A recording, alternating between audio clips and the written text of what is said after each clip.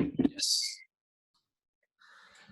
Right, guys, welcome back to the Once You're In podcast. This is episode 11, and we're just going to do what we usually do. So we've got some questions, but first of all, we'll just have a catch-up with where me and Reece are at. So when was it last? We did Friday, didn't we? So it's only been a few days. Yeah. What's changed, mate, in the last few days? It's a new week. I'm now not 16 weeks out. I'm now into the 15s, which is scary. But no, nothing really. Food was manipulated slightly on non-training days, and then cardio was up duration-wise. I currently have cardio in. I think I must have done an update on this. It's 3 sessions per week, and now currently 30 minutes. So if we were to be really critical, 30 extra minutes per week because it's gone up by 10 minutes. Average heart rate like 120 to 140, which is quite easy if I'm honest. Like especially when you're a bit fatter, you can literally move for 2 minutes. And I'm like, oh, Sam, heart rate's in zone. So it's a little bit above 30 minutes. Body weight sitting fairly similar. My body weight hasn't actually really dropped. I'm going to guess probably a combination of just a few things getting switched around, water fluctuations. It's hotter as well. Sleep's been, I'm not going to say poor, but definitely not how it was when it's cooler. It's going to be, even though I have got a fan, it's definitely going to be something that's almost like it's causing some level of impact. So body weight's maintaining, pretty much like a low 103 kilo zone. But from a physical look, like each week, I'm like, getting better. Like still not happy, not going to really be happy even when I'm a week out, but definitely making a few steps forward, which is welcomed. But other than that, everything seems good. Me and Finn were both saying training seems to have picked up again after a few weeks where, I say a few weeks, it was more so like a devolume and then 1 week where it was pretty dire, but we seem to be in a pretty good spot. What about you, mate? Yeah, all good, mate.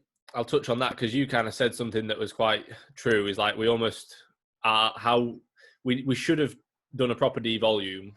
We did when we obviously got back into the gyms. We did we didn't do a proper one, did we? We did a devolume on movements we weren't able to sort of replicate, and then it's about 3 movements in the whole time. Yeah, but it's come since then. It's been 8 weeks since the gyms have reopened, so it has been a while. And we were sort of we kept thinking we only devolumed a few weeks back, but it's actually been longer. So we kind of feel like we had poor sessions, which was kind of a devolume, which is not how you'd want to work it. But we had probably only 2 or 3 sessions that were just a bit we both just felt a bit off, didn't we? Just things just felt a bit, I was saying to you, I'll never go into sets worrying about getting hurt or anything like that. But for some reason on a couple of things, I was worrying about little niggles that usually I just don't even think about. I just get after it. So I think mentally we were both just a bit fatigued, and then that led to a couple of poor sessions, which actually meant we actually recovered because those sessions weren't as good as usual. But yeah, back to normal now. Yesterday was horrendous, my leg session, but in a good way. But it's just vile. Like I was saying to you, the best bet would be to drop the volume in that session because it's not crazy high, but I'm absolutely trashed halfway through, aren't I? So what I would do and what I'd recommend for anyone, any client to do, would be let's just drop that leg press to 1 set, probably take out the drop set of the 45-degree hyper, things like that. But then I was saying to you yesterday, my legs haven't grown. I'm not saying they're growing crazy amounts now, but they've not grown this well before. They've never looked this good. Yes, I should look good in terms of where I'm at with my phase that I'm in. I've been in a gaining phase now for 9 months, 7 months. Yeah, 7 months. Yeah. So I should be looking the best I've ever looked. But my legs, like I was saying to you, I've never looked at my legs in a photo and been oh, they actually look okay. Whereas recently I've been they don't look that bad. They look relatively full. They look the best they've ever looked. So for me to then change my training just wouldn't really make sense. So I'm just sucking it up and doing it, even though that the leg sessions at the minute are horrendous. But they need to be, we were saying yesterday, for your legs to grow. Obviously it's the same with anywhere, but for your legs to grow, you need to be putting everything into them. No one that's got massive legs trains like shit. Anyone that's got a good set of legs does shit that most people aren't willing to do. Yeah. So I just need to more so on legs, as mentioned. You have to be. And just for reference, you might interrupt me. I shouldn't be saying your session, but it's 2 sets adductor, 2 sets ham, 2 sets leg extension, 2 sets leg press. Then it's what is after that? Is it the drop set on the 45-degree hyper? Yeah. Then a like all out set on the glute drive with partials. Then it's a rest pause single leg. Just a straight set, but paused. Yeah, and then calves, arms, and side delts. Abs. Jesus Christ, man. That's like 16 total sets minimum in that session, isn't it? It would be. You've ticked off 8 sets by the time you got to the leg press. 9, 10, 11, 12. No, it's about 14. Okay. I think. Well, 14 sets. But they're all like one sets at the end. And yeah, it's a decent. To be fair, you say it like that. 14 sets doesn't sound like that much, but no, it doesn't. With like when you're pressing 500 plus kilos with a pause, and you're doing, and they're both plus 10 reps. Like I said, my session mate ain't easy. Like the hip hinge, I do an adductor 1 set, ham curl, and then I go in with the hip hinge, and then it's just a regular pull session. And by the time I get to that pull session, I'm doing a chest support T-bar. I'm only 3 exercises in, but I've done 3 quite big movements. Yeah, and I'm like, oh god, I've got to do chest support T-bar. Before the RDL, I've already got to do a single arm pull down. So I do a single arm pull down, RDL, chest support T-bar, then another vertical pull down, then an upper back row, then traps, then biceps. Like that Monday session, even for me. And I said to you, I looked yesterday, I was like, it's fucking horrible. You can just tell when a session wouldn't be. It's enjoyable, but it's almost well, like you get halfway through and you're like, oh, I don't even know if I can finish this. Yesterday as well, like obviously it was red hot. Like obviously in Ultraflex the music's quite loud. I had a banging headache going into it. I feel like I've got a bit of a cold, and I was just like, everything was against me yesterday. I was just not like in the right place to get a good session in, but it was still sound. Like I had a really good session. I filmed it for YouTube, so I'll probably chat about that a bit, because like we were saying yesterday, the amount of times people they'll have a bit of a headache, or they'll have a bit of a cold, or they'll just not feel 100%, and they'll be like, oh, I can't train. It's like, even like with your back yesterday, like you're saying like your back was horrendous. Go on. So basically, my lower back recently, Finn would have heard this many a time, so I'll try and be as quick as possible. I lost tightness on an RDO during the lockdown. I've never had any issues with my lower back. And since then, it's like, mate, you've seen, I've had like a hip hinge in for like intermittently for like a 3-week block. I have to take it out because I literally cannot move the following day. There's periods where I'm just going to mute my, I think I'm getting some videos coming through. There was a period where I did like 4 days worth of check-ins stood up because I couldn't sit down. It was that bad, like following. And pretty much since then, my lower back's just been awful. So I took out the RDL completely. I had it back in for about a 4-week period, and I ran it back up to a 245. But I don't even class that 245 because the last good set I got on it was 240. 245, you remember, it was Ultraflex, it was dire. I said to you, it was shit. Yeah. So I put in a stiff leg back in, and I got 200 kilos, which is pretty poor. Like anything less than 5 plates on my hip hinge, I'm like, oh, it's pretty bad. So I got 200 kilos for a set 6, first rotation in. And I was looking forward to it all week because it didn't ruin me. It didn't break me in half. And then me and you both said we think it was the Panatta T-bar on Saturday, because I woke up on Sunday, my lower back was fine. There was no issues. Always tight, like sitting down, I always have to do some mobility. Like in between check-ins, I'll just actively go for like a walk around my house. Usually it would be like to go to the toilet, fill my water up, get a meal, whatever it is. But I can't do more than like 4 check-ins because my back will just seize up. And I woke up Monday and it was like, I said to you, like it was like someone beat me up in my sleep. That's your comment. You said that to me before. And it was horrendous. I washed my hair in the morning and I couldn't balance without holding onto the bath. Like I couldn't just like go into like a mid-range of hip flexion and just stay there. It was that bad. And I was one of them where like, no one will understand that until they experience it. It's like you always used to be like, mate, what is wrong with you? Like you always used to be like, how can you not be able to do it? But then last week you were fine. And you used to say like, is Shannon beating you in your sleep? And I'd be like, I don't think so. Like I just like some days like I'll wake up and even now it's not as bad as it was because obviously I'm not hinging at the minute, but some days I'll literally wake up and it's horrendous. Like my back will be twinging all through the day. Like I'll try and, like you say, brushing my teeth, like bending over to the sink, and it's like it's awful. But then you might wake up the next day and you sound.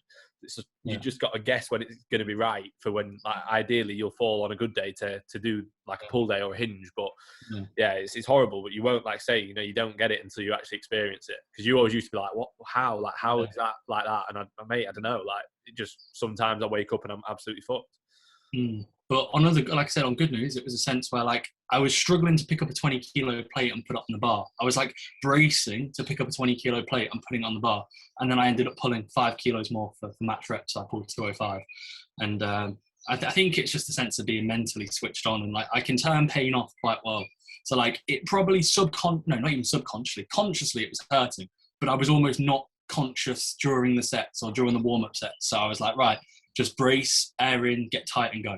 And I wasn't really thinking blood flow as well, innit? Like, yeah, exactly. Yeah, I agree. It wasn't where there's no pain. There definitely was a little bit of pain, but it wasn't to the point where like I was like, I could tell I could do a set, which I was really happy with. So yeah, 205 was ticked off, but it was just weird. I hope like if I don't have my, like I said to you, 5 kilos up each week, and I think I will go 210, but I thought I had 210 yesterday if my back was good. So I'll probably go 210 next week, but if it feels good. You're going to keep the Panatta T-bar in? Mate, the only issue is there's no horizontal row. It's like a mid back that isn't like, there's a hammer strength low row. Yeah, but that's more like an upper back when, you know. You do a chest supported dumbbell. They've got the dumbbells go up to 70s there. That could be an option, but like, mate, my sternum hurts just thinking about that. Yeah. It's one of them, that T-bar feels really good, but obviously like last week we both just thought, I don't know, like it's almost like it was breaking me off. Like it literally, I said to my neck, my stomach. Yeah, we watch it back and the form like looks absolutely sound, and like in the set it just feels a bit off, doesn't it? Like it just doesn't feel quite right. So I'm tempted to go to a paused bent over row, like I said, because then I'm getting a little bit more like erector stimulus as well with the fact that I'm not doing a proper hinge. I worked well in the lockdown, didn't it? Doing a bent over row, so I'm not doing like a heavy hinge. Which hopefully won't lead to my scapular issues coming back and that not getting worse. But I can still do some form of hinge, but it's just with less load and obviously in the form of a bent over row. So I think I will do that, to be fair. Yeah, no, it makes sense. I'll play around with it because like I feel like the best comparison would be to like, you know, if you got a leg extension and this is the Panatta row, like Panatta chest supported row. You know, if you were only coming like an inch away from fully short, you watch a video, and if you got the angle right, you go, oh, that looks all right. But you're doing it, and you're like, this just feels a bit off. And that's how the growth feels. Every set, the back off set, not as much, but every top set, I'm like, it just feels an inch off from where it needs to be. But then you watch the video, and you're like, well, that looks spot on. Like, there's no issues at all. Yeah, so it is that connection, isn't it? You can tell when you're getting your back short or not. When you're not, it just feels a bit sloppy. Yeah, mate, the Atlantis chest supported row yesterday, that was by far the best I felt it on my back, and that was just a reset. Yeah, like it was a reset. Like form had got a bit sloppy. I was throwing around like 5.5 and then like a 2.5 on, which is an insanely heavy T-bar. So it was like, that was challenging. And it was just pulling me forward, standing up. It's insanely, I'm just insanely strong. Yeah, so I dropped it to 5 plates, and I actually felt my back on like a 5 or a 6 repper, and I was like, wow, usually the top set, I don't really feel much. And very easy to let your erectors and spinal extension take over on a T-bar, and like it can still look decent because you're like, oh, I'm just getting, it's just a slight amount of extension, but it's like, well, if that's moving the weight and that's creating momentum, that's what's initiating the load moving, you're not really getting that much out of your back. Like you just sort of, it's like if you do a bent over row and the first thing that moves is your hips. It's like you're shifting the load first with your hips, which is making it so much easier. The rest of the rep then is pretty easy. Whereas if you initiate it through like your scapula and dragging your elbows back, it's so much harder. You can obviously, like you said yesterday, it looked like a lot better just from being a bit stricter with it.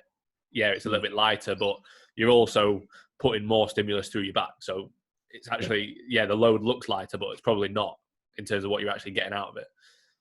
Yeah, agreed. And at the same time, like when you're in such a deep position in prep, it would just be suicidal to start loading areas you don't want to. You know, carry over fatigue. It's going to tap my hinges. Like I have another hinge in 6 sleeps time. How am I going to recover? You know, if I'm loading my erectors on a chest supported row, I just won't be able to. Can't recover. I'm not going to train. The sole goal now is just accuracy. No chance you can beat the logbook numbers. Not even think about it. Mate, I don't want to stress myself out with logbook numbers right now. I find that hilarious. I see people do that. Not looking at the logbook today. Don't want to stress myself out. I'm like, because you're being a pussy. Yeah. Essentially, I was saying to you yesterday, like literally that leg session. To be fair, the leg press, really, nothing else so much. Maybe like the leg extension and to be fair, the adductor as well. Like, I look at my logbook and I'm like, fucking hell. Like, I don't feel like I can do that. Like, every week I go into it, especially on that leg press. I'm like, I'm stacking it up and I'm like, fuck me. Like, I don't think I can do it again. Like, it gives me nightmares, that leg press. I was the same with pressing during lockdown. Like, do you remember when we got to the end and you were like, oh, just do 2 barbell pressing and I'll press as a session. And I'm like, mate, I literally psychologically can't. Yeah. Like, I have to get myself so amped up to do a 160 low incline. Like, the thought process of trying to get myself ready for that, it scares me. I'd be like, I'd look at 3 plates and I'd be like, oh, that's heavy. And then I'd look at a 10 on the side on a low incline. I'd be like, this shouldn't be what I'm doing. Like, this is not fair. And like, to then do the second, like, you were like, oh, just do two barbell press. I'm like, no, mate, I can't. I don't want to. What did we do though? I did a flat and then a high incline reverse band, and it actually felt, we did that, and that was the best. And we only had that in for 2 weeks. Right at the end. Yeah. And according to Tim, mate, it was shocking. We did it wrong. We did it. We should have had that exercise one. Should have just stopped training.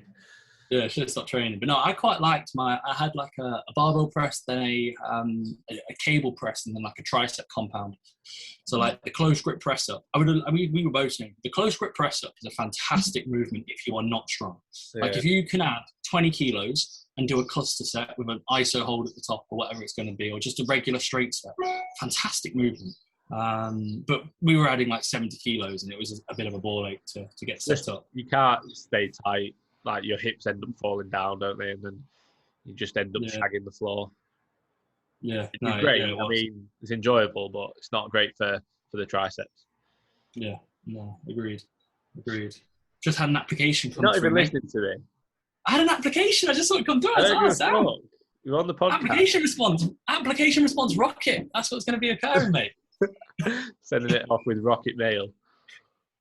Rocket mail. That is. Graph on the way up. And then I'm going to put like the box I told you about, that guy with the story. 20% flash sale, insane value for money. Oh, shocking. No, I think that might be the longest intro we've had. Like, I always find it challenging, you know, when you listen to podcasts and people chat about themselves, because it's like, what, like, I don't, like, people care, but I don't feel like people care. They don't care about you. No.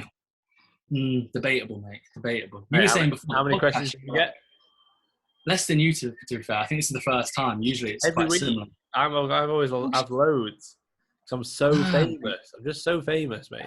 Just so popular. Hey, Woody's Fitness tagged you in a post. Big Woody. Legend of the podcast, Big Woody. Yeah, Big Wood. Well, Big Woody in the podcast. Yeah, Big Woody in the podcast. Right, so questions. Are we going to select? Can we select a few and not like do them all if they're all you want, yeah. I thought, because I feel like we start to rush through them, and I feel like at times it'd be better to actually like have a bit more without that thought process of, the time's going along and we don't want to be here. So the only thing is, then I'm pretty sure now you can't go back to the story and go on the questions in a few days.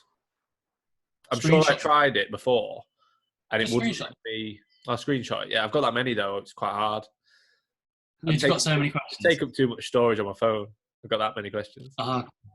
Yeah, makes sense. You just got so many poses on there. You know, I just pose every day after every session. So I've got so many videos. I just want it so bad. Yeah. Morning posing, evening posing. I'm posing now. I'm posing my legs constantly. Rest day check-ins at fkphysiques. That's what it's going to be. Tuesday check-ins. Yeah, I think Finn actually said today, make time. That was the I love that line, make time. Following that, late to his physio by 15 minutes. Make time. Because I'm so busy. Just so busy. Just got such. I left 15 minutes later, so it was all right. Aaron was sound. Oh, mate. You know what? In other news, I got my dissertation results back today. What did you get? Oh, I was well annoyed. I got 59. I got 50. Yeah, mate. That was mental. Yeah, I got 59. What do you mean that was mental? Like, I'm not. You weren't going to get more than that. Oh God. Yeah, to be fair, like for people listening, and I don't advise this, I turned up to one module in the whole third semester. But you spent loads of time on that dissertation. Don't now go, I didn't even try. I put a lot of time into it, in the sense of I had zero time to, like, most people would do a dissertation in 2 or 3 weeks, and they just do 6 hours every day, and they just smash through it. 2 weeks, jobs are good. I don't have 6 hours in the day. So what I do is I did it for like 6 weeks on every single day for like an hour and a half, 2 hours tops. Because that's the only time I could really, it's literally just been switched. So now I do steps and cardio in that time. So that's literally the only alternative. Yeah. And we worked out perfect because I literally started prep a week before I finished the disc. But I was annoyed because like if it was a 60, I'd be like, oh, sound 2-1. I think I got something like that. I know I didn't get above 60, but again, I didn't put enough time. I didn't put any time into it. So I knew I wasn't going to get a good mark on it. Yeah. But it's still disappointing when you think, oh, it'd have been nice to get a bit better. But then also, if you've not put the work in, what do you expect? Like, no, exactly. Like, exactly same with like clients and like, oh, I want to look like this. It's like you're not even doing what you need to do to get any results. Like, so I knew I wouldn't do well. But yeah, it's annoying, isn't it? Like, but then you've got to think, are you even going to use it? Like, no. Yeah. So, and to be fair, I bet that's not brought down like your overall degree. No, I reckon I'll still get a 2-1, which, to be fair, mate, going into a new uni for second year and then turning up to one lecture in third year while working, like, not uni wasn't a priority. So, if I'm honest, if you offered me at the start of the year with how coaching was going, if you'd offered me a pass, I would have been like, yeah, sound, I'll take that. If you'd have offered you how coaching's going and probably failing completely, you'd be like... I'd probably say, yeah.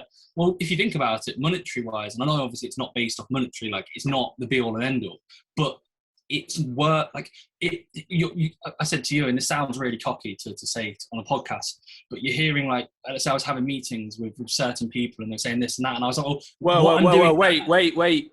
I've just had an application. Oh, have you actually? Oh, yes. I bet it's the same person. I'm going to message them back first. I bet it is as well. I bet it is. Check. We'll see. We'll check live on the podcast. But no. So it's sorry, like... Carry on being arrogant. Yeah. Nah. Have a meeting and they're like, oh, you know, I remember I got told by one guy, well, you've got to remember you're a student first. I was like, not really. Like, no. I got that loads. Yeah. And I wasn't in, like, obviously I've said this before, I wasn't in as good a position as you because I was PTing and doing a bit of coaching. But when I was PTing, like, I was busy. I was doing like 35, 40 sessions a week at the time that I was in third year. And like, even when they would be asking me to go in to speak to the attendance team, and I was literally like, I don't have time to come in and talk to you about how I'm not coming in. And they were like, yeah, but it's your education. And I was like, I know it's my education, but I'm still doing it all because it's all online. So why does it make a difference if I come in and watch the lecture and watch someone talk through the lecture versus do it at home and read through the lecture myself? Like, you didn't get anything extra. There's maybe 1 or 2 lectures where I actually took something else from the slides, but very rarely. They just read off the slides. So I'd say to them, like, why do I need to be there? And then, to be fair, like, afterwards, they were like, it's your money, it's your, like, education, you know, fair play. But also, like, they haven't really got a leg to stand on when you're not getting anything else. I'm not getting anything extra of going in. So what is the point? Like, yeah, it used to wind me up. Yeah, especially with some modules as well. Like, we've always, like, researched on your own. And, like, you can go into most, like, for example, like a nutrition module. And I don't think I was like ever thinking, oh, this is new. Like, it was pretty much like, okay, this is pretty simple. This is sound. It's all right. Just having to remember the people that fucking did the paper. Yeah. Like, great. Yeah. So university, that's what it is. We recommend to all uni students out there, go to your lectures. Apologies to all uni students that go to lectures. Yeah. Don't listen to us. And imagine someone messages us in a year, I sacked off uni, started being an online coach. I don't have any clients. It's all your fault. We'd be like, oh, shit. Our fault. Sorry, mate. Do you want some clients? We'll send you some of the worst ones. It is one of them, innit? Like, I feel like I've always been similar to that kind of mindset where it's like, why would I waste time just going, like, almost just conforming to the norm when I don't actually need to? Like, I was still doing everything. I just wasn't doing it how they wanted. You know what I mean? Like, so why does it make it? Just because you're going against the grain, people don't like it. Yeah. And they have to make a comment rather than just being like, oh shit, well done. Like, good on you. If you still get it done, then great. And if you're building the business at the same time, awesome. Instead, they like make you feel bad about it because you're trying to do something else and trying to better yourself. Like, yeah, it is annoying. But then I think also you do, for some people, you're obviously going to need it. Like, if you want to be a doctor or a lawyer or whatever, then you're going to need it. Yeah, and there will be some people who legitimately don't turn up because they're not actually doing anything. Yeah. And they'll be going out on the piss every night. making horrendous choices, and they're the ones that they need to worry about. But in a way, like I said to you, I'm so lucky in the way that like COVID happened and it was all online anyway, because I don't think, I'm not saying I wouldn't be in the same position as I am in now, but it gave me such a better opportunity. And like, I found it hilarious. Like the one module I turned up to was S&C, so it's my actual degree. And I actually found them quite interesting. That's the only one. And it would only be interesting because it would actually be more of a discussion about it. So I could hear from others what they think about the actual topic. And I always think when you get to like a half okay level of understanding, you know, most references and quotes about academics and like, let's say, studies and where let's say an S&C program would be. But when you can actually hear someone's understanding and their understanding of it, you can almost say, well, this is what they think. How can I apply it to my own thought process? And I heard people saying like, oh, I've just been so demotivated. I've done nothing during the lockdown. It's been so hard to find motivation. I'm like, well, I've not. Like you make the most of any situation. Yeah. So in a way, I'm quite lucky that it's been online, so I can actively not turn up and I've not been pestered that much. And like when we were training and you bollocked me for answering a phone call on my deadline day. You answered a phone call during a session. No, it wasn't. I mean, it was like my book, that is horrendous. It was a lateral raise. It was the first exercise, and it was a day where I had two things like sent in, and I had a phone call, and I thought, oh, I hope there's no issues. And she, like my head of year said to me, like, how have you got on so far? And I was like, sound, I haven't turned up to any of the lectures, but I've just done everything at home. And she was like, okay, cool, as long as you got on all right. I was like, yeah, fine. Like, there was no issue. But most people... I was there in the shed, like, just shaking my head thinking, who am I training with? Who on earth am I training with? I need someone who wants it as much as me. And then I come back in and I go, oh, is that only 60 kilos on the bar for your top set? Right, whack on under the 220s. Cheers, mate. Yeah, that's why I top set on a flat bench at 60 kilos. Hey, it wouldn't surprise. Only 40 kilos more for your first top set. 100 kilos. 100 kilos for a spin. I got 140. What did I get? 142 and a half I got up to. For how many? 2? I got 3 on it, I think. Oh, mate, if I got 3 on 180, I could say I had another plate. I just plated you up, bro. I had another plate on. I had another plate on. Yeah, it's still quite impressive though, mate. 180 for 2. You got 2 and I did them both for you. Fuck off. Right, come on, because I can't be on for too long. It's already right. So first question, we're going for it, and I need to hear your reaction. We're just picking a few, yeah. Yeah, we'll pick a few. We'll pick like a few humorous ones if they're easy to go through. So that's one of mine. Right. What one's about the upper arm? Got a few questions about the upper arm. About the upper arm? You said a few humorous ones. Oh, fair enough. You're classmate. You're so funny. Your class. Your classmate. Just showing the kids. Just showing the kids that clip. Clipped it. Just showing the kids. Right. So you or Finn in an arm wrestle, who wins? I need to know your reaction to this because I sent him a voice note afterwards. Who asked it? Finley Cade. Oh, did he? Yeah. Should we say Finley wins? The real FK wins. The real FK. I would, to be fair, I'd say you because you got more body weight behind you, and it's not about just arm strength, is it? It's about locking your shoulder in. Yeah. So I think we should do it. I'd say you. We can do it live on the podcast if you want. Are you ready? No, you can't. Yeah. Right here. Imagine. Sorry to all the Spotify listeners. Please tune into the YouTube video to watch the arm wrestle. To be fair, like this isn't a cop out. It's not. But I guarantee one of us would hurt ourselves. Like we'd end up. So it's not. I would like to do it just to see, but I would almost. This is what I'd want to do. I'd want to say not all the way down, like go halfway, and then we'll sack it because someone's going to tailor rotate it cuff. Yeah, or like your biceps just going to go king. Yeah. I wouldn't want to do it for that. And to be fair as well, when would we do it? Imagine doing it at the start of a session, like. No, mate. When we watch the Euros, that's what it's we're not watching the Euros. We're not real friends. I don't like you. You sold me a dream yesterday. I did sell you a dream. Yeah. Feel good about yourself.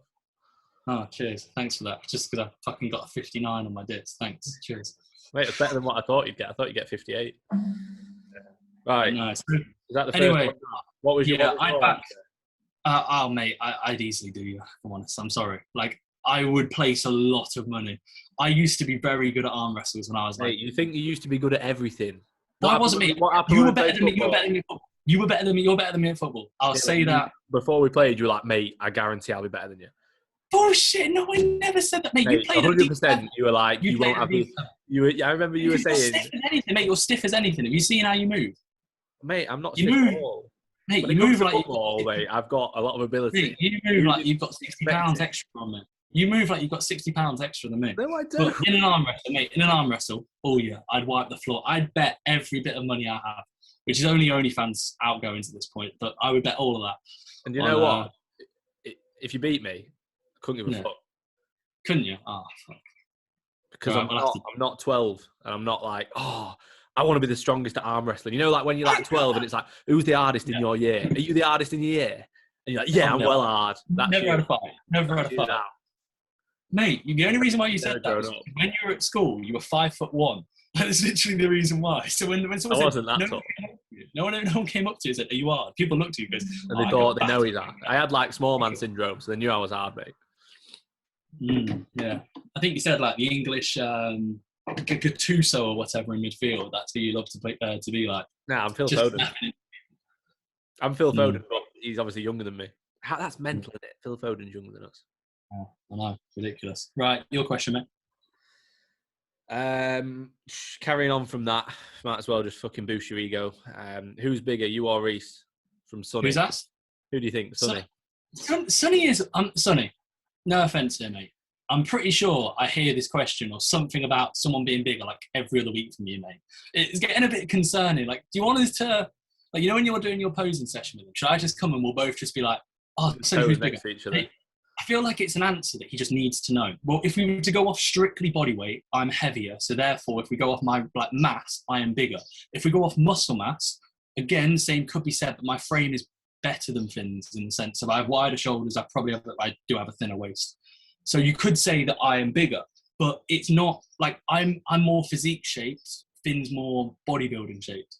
So if we were to have a bodybuilding show, I still think I'd probably beat Finn, but it would be a closer battle. If it was physique, I'd wipe the floor. Your rear delts? Yeah, my rear delts are pretty shit. Got no chance. Coming up against these boys. I got tennis balls on my back. No, I can't. Yeah, so to answer your question, Sonny, I am answer bigger. Your question, Reece is trying to be modest, but he can't. Because I'm not trying to... So why don't you just say, Reece is bigger than me? We all know it. It's not a problem. Reece is bigger than me. Reece has got very good genetics. I've got okay genetics. Reece has trained for longer than me. Reece is a lot stronger than me. Reece has a better frame and structure than me. Reece is bigger than me. All right? I don't even care. I don't care. It's not. I don't mind. Honestly, stop asking. Sonny, stop asking, please. Right, Sonny, that's all right. Really getting me down. Please stop asking, Sonny. Right, so Conran B Fit, this is actually quite a good question. Have you got any poses that you don't get on with or don't like? And this is quite an interesting one because I said this to you yesterday when we were doing when we were posing afterwards, or when you were posing, and it's like the abs and thigh shot. You know, we do the vacuum, and it's quite funny that in selective phases. So, for example, like on a push-up, there might be certain poses that you're quite happy and content with. Not content like, oh, this looks amazing, but you can pull off quite well to a certain point. So for example, like if I was to do, let's say a front relax shot, or let's just say like a men's physique front relax currently, it looks diabolical. But if I was to do a side shot currently, I'm like, not too bad. But as I get progressively leaner due to my frame, I know that I would eventually prefer the front relax shot, should we say. And there's certain times where I've managed to pull off, especially considering where body weight is, poses that I'm like, oh, that's okay at this point. But there will be certain periods, like for example with Conran, his back recently, I showed you the photo, you know, like 2 weeks ago, his back's come a long way. Like his back progress has been really, really good. His side progress originally was good, but that kind of started to drop off. And progress is never a linear scale where everything's going to grow at the same rate. And at the same time, sometimes you can just put fat on in certain areas. Like Conran hasn't really put much fat on over the last couple of weeks, maybe a couple of months. And therefore that rear shot, his waist is looking tighter. And as a subsequent of that, his upper back is looking far better.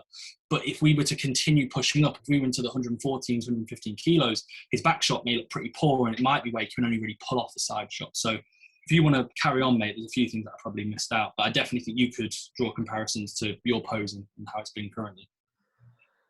Yeah, to be fair, like, I think if you overthink it, like you say, you will go through phases where you're like, oh, that looks mint and that looks shit. Like, what matters is how they look when, if you're going to compete, That's all that matters, is how they look on the day. So like now, if I like how my abs and thigh looks, it's irrelevant because I'm not going to look like that when I compete. So I think you can overthink it. And like I was saying at the start of the podcast, like, yeah, my legs have grown, but I see this all the time. Like, can people please stop doing this? They'll post and they're like, gained 40 pounds, looks so much better. Oh my God, I looked so bad this time last year. No, you didn't. You were just leaner. Like, you literally, you've gained a bit of muscle. Like, you haven't put on 30, 40 pounds of muscle. I see it all the time. Like, people now, they're like 50, 60 pounds up from when they competed. And they're like, arms have grown. Like, well, yeah, of course they have. You're 60 pounds up. You've got loads of fat on compared, and you're a hell of a lot fuller. Your arms are going to have grown. Like, but wait till you diet down again, and they still look a bit shit. Like, so yeah, that's part of that question. But in terms of personally, at the minute, like, to be fair, my front lat spread was probably like my favourite shot throughout all of prep.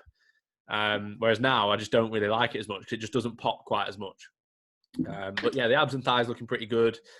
Side chest is always a decent shot for me just because of my arms. Rear shots are shit at the minute because of my back issue and trying to open up, especially on the rear lat spread. I can't really extend my spine very well. So to try and get my back to look decent, it's not great. And trying to extend my spine and open my back up is quite hard. So yeah, my rear double bicep is poor. Rear lat spread's okay. But yeah, I guess it does change from time to time, but obviously it's dependent on your level of musculature. I wouldn't say there's a pose that I don't like because I can't get into it or I just don't like the look of it. I would generally say I quite like all the bodybuilding poses. And obviously you can put your own spin on them as well. So like if you don't like a given pose, you can always put a spin on it. Like most muscular, like the crab most muscular that people do. Like it just doesn't suit me. My traps aren't my best body part. My legs just hide when I do it, so it makes me look even smaller. So I don't do a crab most muscular. Like I'll do the one with my hands on my hips, which makes me look better. So yeah, you can always put your own spin on different poses anyway. And then to conclude, like just what you said, you don't get along with. You ever thought from a posing standpoint, so like your actual like tendencies when posing, was there a pose where, let's say during, obviously you put your posings, it's not like 10 out of 10, but it's not bad, definitely not bad. Like I see some people pose and I'm like, oh God, Finn's a lot better than it because you practice a lot. Was there some posing that you just didn't really get on too well with? Like anything you struggled to get in? I struggled. I thought the back of the bicep, it was better. Like that got progressively better. What, just through back? Yeah, like your back double bicep when you first were posing, it wasn't bad, but I thought that got better throughout just your posing, like ability, should we say. I think I always struggle to keep my quads switched on, which obviously isn't just one pose. That's like every pose or every front pose.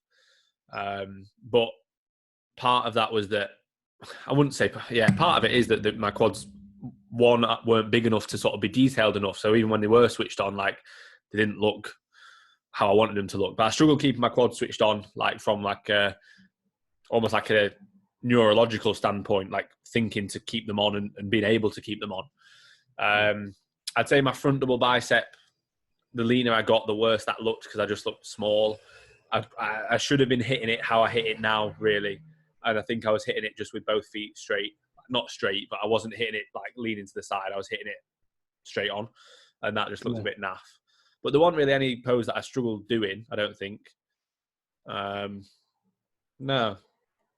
When you're first learning, it's horrendous. Like it's so hard to learn. Like you feel like you'll never get it. Like it's like, how am I supposed to get better at this? And you're battered. You're trying to pose and hold everything in and exhale all your air so you're like vacuum packed almost. But then you got to be thinking about every single muscle. Is it switched on? And then you got to be thinking about where you're angling. Are you angling towards the judges, or are you stood up too upright? And are you twisting this part right? And there's so much to think about. But the more you practice, like the easier. That's what obviously I'm going through with like Slater and Sonny at the minute.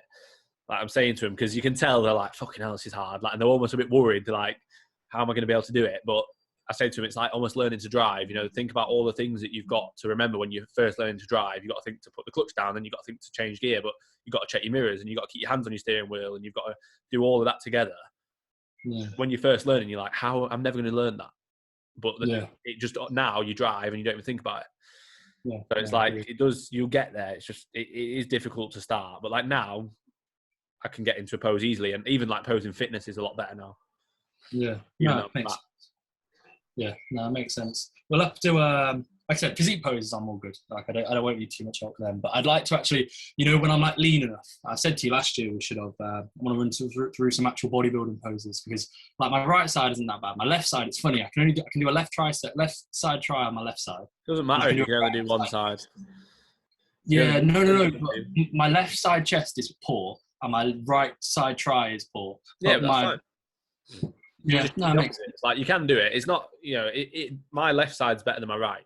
Like both poses. So I didn't hit any on my right. It'd be good, like if the right side was better, then obviously it looks better because you look more complete if you can hit it on either side. But you don't need to.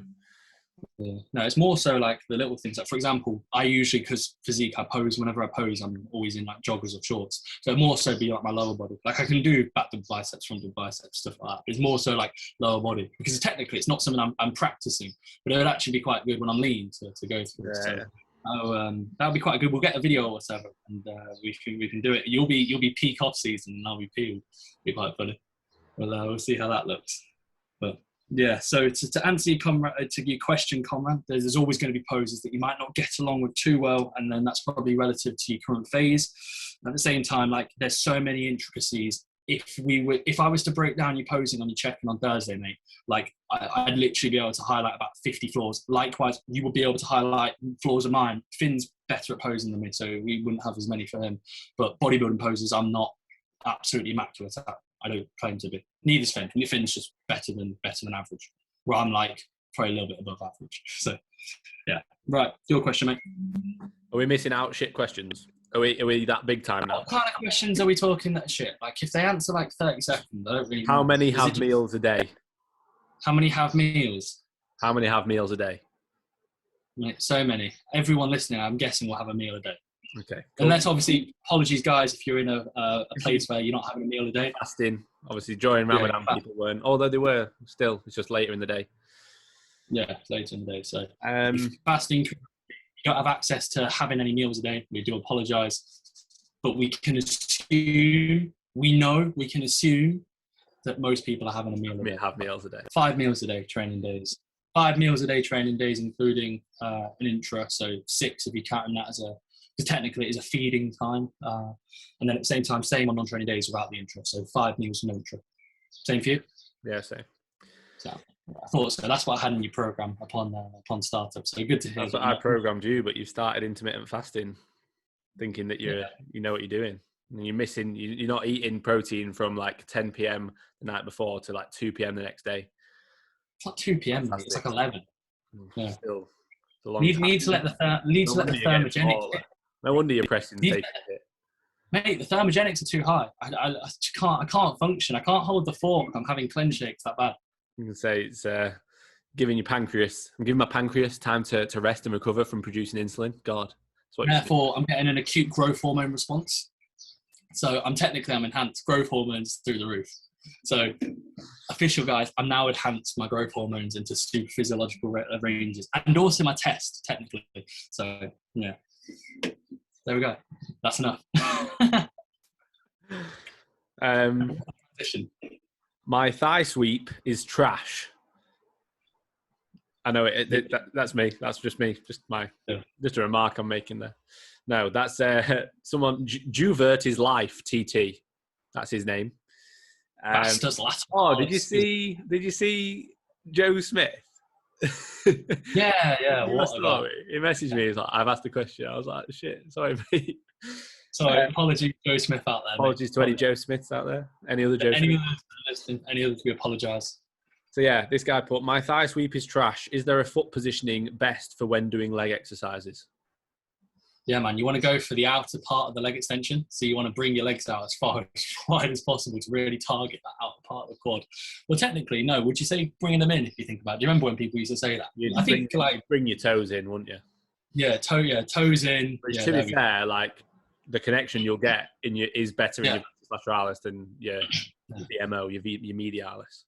Yeah, you've been saying this is something that it really depends on certain things that you connect well with. But I know that you've been getting on well with like unilateral single leg work. You say you always feel it in your vastus lateralis. So I definitely there's almost a time because you can, I'm not going to say subconsciously, but you can almost switch it on, like be conscious and be thinking, right, and you just press on the outer quad sweep. And there is a degree where obviously you could argue, well, your quad's still going to be doing the load, and you could also argue if it's a split squat or whatever, the glute and the ham is also going to be getting a decent amount of activation. But if you can connect better with a single leg work, because it's just that single leg and you can really focus on trying to push with the outside part of your quad, that's not going to be a bad idea at all. Like I would always think that. And then if we're going after pure quad at the same time, I'd be thinking, well, get some heel elevation in there as well, potentially. Get the greater knee flexion. You could argue, obviously, knee flexion might not be too conclusive at the same time. But I'd say so. I'd say, if you're talking from a bro science perspective, some single leg work, heel elevation, and then obviously the leg extensions with the toes facing in would be the best one. Don't do that. Person who asked, don't do that. We were joking. So don't do that, please. If you do, tag us in the story. Tag us in the story. Fantastic tips. Vastus lateralis have grown so much over the last couple of weeks. I think, like you say, a lot of it comes down to full range of motion. Yeah. A lot of it comes down to genetics. There's a massive genetic component. So don't get me wrong, they are a muscle in themselves, but it's very similar to, let's say, someone saying like, oh, my bicep peak's shit. And it's like, but that's just because of how your biceps insert. You know, you can't help that. You can grow your biceps. Likewise, you can grow your vastus lateralis, but you might not have the genetics where they are maybe set slightly wider than someone else's, or you may struggle to connect with them as well as someone else may. You know, for example, someone might do a squat and they finish the set and like all they feel is their quad sweep. Whereas for me, like I do a leg press, a hack, a true squat, like pretty much all I get is my VMO, so like my teardrop, and I get a bit of like rectus femoris, so like through the center of my quad, but I rarely get on my quad sweep. So that's obviously why, you know, one, they're a weaker part of my physique, but two, why I'm adding in a lot of single leg work, or more single leg work than I was. I like pausing in the length and range as well, because you can really focus on pressing through the outside of your foot and pressing with sort of thinking to initiate the movement with your quad sweep. But yeah, a lot of it is going to be genetic. Try your best to connect with it. That's all I'd say. Don't obviously focus on that full range on your big compounds, but look at maybe adding in some single leg work, focus on the connection, and maybe look to add some pauses in that length and range as well. Yeah, no, agreed. Would you say anything about foot positioning? I know we asked that. I wouldn't really be focusing too much. I think it could be something you could bring up, but I would say address the issues that you mentioned. And then most of the time, I think we've covered it there, really. Because obviously, if we're speaking about knee flexion, that's dependent on where your foot placement is. And I would say, to be fair, like if you're trying to think about driving through the outside of your foot, you almost want to keep your foot relatively straight. So if you're externally rotating at the ankles to the point where your toes are facing outwards, you're likely going to get a little bit more connection through the VMO. Like this is, in my opinion anyway, this is what I get. Like if I was to do to be fair, like you definitely are. Yeah, if you were to do like a really wide angle of external rotation at the ankle and do like a single leg press, the amount of adductor that you're going to get is crazy because your knee's going to be driving out a lot. Whereas if you keep your foot relatively straight and your knee's going to stay relatively straight, you're going to get less adductor, likely less VMO, and a little bit more of your lateralis. So try and keep your foot pretty straight as well. Yeah. All good. Hopefully you grow some vastus lateralis. Take a photo, tag us in a story 6 months from now, and then we'll take credit. Right. My question. Yeah, go for it, mate. How long should you rest between sets for optimal performance? As long as you need for optimal performance. Really simple answer. There's not going to be one that we can say that answers, let's say, each independent movement. We can't say, right, compound, 3 minutes, ISOs, 60 seconds, a minute, whatever it's going to be. If it's 3 minutes, 5 minutes, 10 minutes, longer if you have performed an all-out set of a hip hinge or a leg press. usually the forefront, and this is what I try and say to all clients upon startup, is like, when it comes to rest time, and we've said it before, we've had clients where they've come from other coaches or they've come from their own training processes, and they're drilled in with this having set rest times. And if we were to actually break down why are you training, if it's for hypertrophy, we'd look at, okay, cool. Well, if we're trying to maximize mechanical tension, we want to be in the best spot possible to perform a working set. Therefore, we need to rest for as long as possible to perform that set to the best of our potential. If we're setting a time and we're saying, right, on compounds, we're doing, as mentioned, 3 minutes, 5 minutes, whatever it is, 5 minutes may be enough. And if your training intensity and accuracy is piss poor, congrats, you can probably do a set after 2 or 3 minutes. And I'd almost say, if you can do another set, you feel like maybe a minute, 2 minutes, you're feeling good. Either your loading probably isn't as good as it needs to be, and therefore you just need to focus on getting stronger, which should be the forefront of most people's like thought process when training. But I would just say rest for as long as you need, to the point where you can train to a good degree. And if it is a couple of minutes, I'd question if your intensity and accuracy is as good as you're probably making it out, because most likely not going to be. Sound. Good answer. Good answer. We're getting good at these, mate. We just literally, you say something, I give a reply. That's it. You give a reply, we're like, yep, sound, nothing. The only thing we would say as a caveat, if you're doing an intensifier, so a rest pause, a drop set, a cluster set, a muscle round where there's a set rest time, like imagine you say to a client, right, 4x4 rest pause, 20 seconds, it says on the sheet, and they're like, oh mate, I wanted to be 100% for the cluster set, so I did 4 sets of 4, 2 minutes in between. I'd be like, Jesus Christ, we're on the leg press for like 10 plus minutes. Like a prescribed rest period between like that, then yeah. But literally, mate, if we were to time sometimes between our sets, it'd be a joke. Yeah. Like, I guarantee between I know obviously you do warm-up sets, but imagine between like your single arm pull down and your hinge yesterday, it's probably an hour. Yeah. Between two working sets. Yeah, you're doing warm-ups, but still. Like, and even then from your hinge to what? Your T-bar after that? It was, I checked, it was 37 minutes. Between those two? Yeah, it was 37. I looked at the, I watched it like, again. People will think like you're just sat there doing nothing. Like, you're warming up for that. If you would, let's say you did 2 sets on the hinge, how long would it be? I'd say 15 minutes. 10, probably 10 to 15. 10 to 15. I wouldn't say 10. I've done sets before, and I said this to a client, I think it was yesterday, I can't remember who it was. Unfortunately, apologies to the client out there who I'm mentioning. And I was chatting about... No, mate. And I was chatting, Finn just got a comment, and Zoom muted Finn, so I couldn't hear what he said. So if he's mugged me off, and he's got away with it. I'll let him have that one. So, and I was saying to a client, like, he was telling me, like, oh, mate, I'm resting for like 10 plus minutes after like a leg press set all out. And I said to him, like, there's certain sets where we've been training, and it was like where you've gone for a pressing set, or I've done a pressing set, you've gone for a pressing set, then you come over to give me a spot. And I remember it was on the flat bench, and I said, oh mate, I'm going to give myself a few minutes. And while I was getting my head switched on, I was watching the first set back, and it had been 12 minutes. And I was literally in my head like, I need more time, because I still feel pretty battered.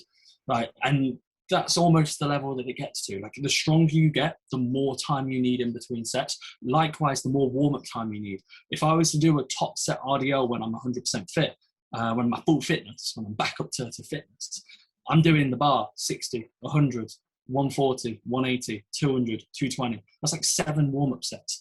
And in between then, I'm videoing that maybe from 140 onwards, I'm assessing how it's looking. If it was the RDLs over the last couple of weeks, I'd be thinking, this is shit. Like, I'd be looking at this is dire. But I'm thinking about, let's say, execution. I'm almost getting my head switched on. I'm listening to certain songs. I'm really trying to get myself with just me and the weight there.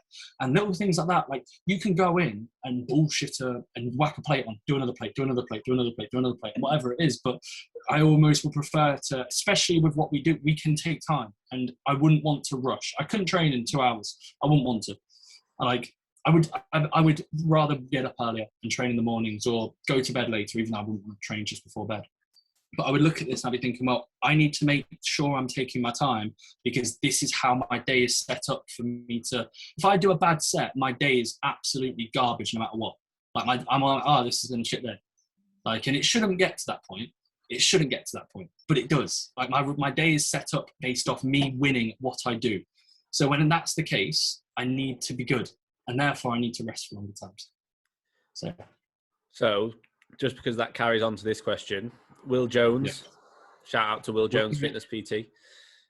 Will Jones, rugby, fitness, football PT. The fantastic TikToker with the edits of the home training, edits with the that give people edits that give people epilepsy. Gave me epilepsy. Apologies to anybody who suffers, but it gave me it. So I said that. Why are you taking my joke? Oh, did you say he gave you it? I told you that I was going to comment that on his post, and then I thought, there might be someone with epilepsy or someone who takes it like in the wrong way. So instead, I'm saying it on the podcast, and I'm saying that I don't mean to offend anyone with epilepsy. Okay. Well, it gave me a migraine. That's what we're going to go with. It gave me a brain aneurysm. I had a bleeding brain. COVID. Will Jones's editing gives people COVID.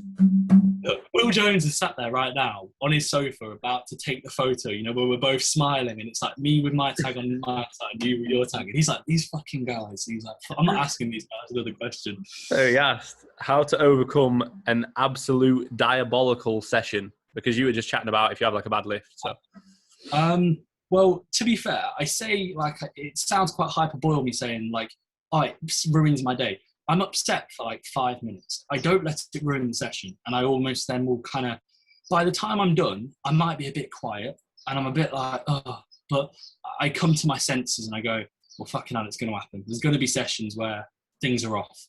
Like, it's annoying in the moment. And I'm like, I naturally get like a bit of a come down after I train. And I almost feel like if I have a bad session, I always feel a bit more anxious after I train. I'll be driving home and like usually I'll be like listening to music. And even though I'm absolutely battered, I'm not going to be like bouncing along to music, but I'm going to be like, I'm a bit happier and I would just be sat there going, oh, I don't feel as good. But in a way, like, you have to understand, and this is, I say quite a good line. This is something that we both spoke about. I can't remember, I think we both were just chatting about it during the lockdown. You've got to understand that your long-term goals, the deeper you get into, let's say, training, I would say, when you start training, it's all about short-term wins. You wake up and you're like, yes, I get to train chest today. The following day, it's like, oh my God, I can't wait to train pull. I can't wait to get in and do this movement or do this session. And you get to a point where you stop viewing these short-term wins and you view it from a long-term standpoint and the long-term projection of where you currently are in a training meso.